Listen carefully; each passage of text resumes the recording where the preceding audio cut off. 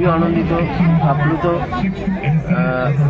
আমি শুরু করেছি আমার পথ চলা 4 বছর বয়সে, আজকে 67 ইয়ার্স হলো।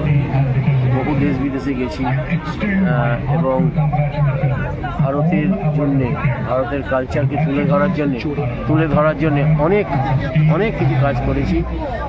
আর আমি বলতে চাই যে আমি প্রধানমন্ত্রীর যে আমাদের রেসপেক্টেড প্রাইম মিনিস্টার যে স্বচ্ছ গঙ্গা যে একটা প্রোগ্রাম চালিয়েছিলেন, অ্যাওয়ারনেস প্রোগ্রাম, তো আমি ওই অ্যাওয়ারনেস করবার জন্য আমি রাগ গঙ্গা ক্রিয়েট করি, রাগ গঙ্গা কম্পোজ করি।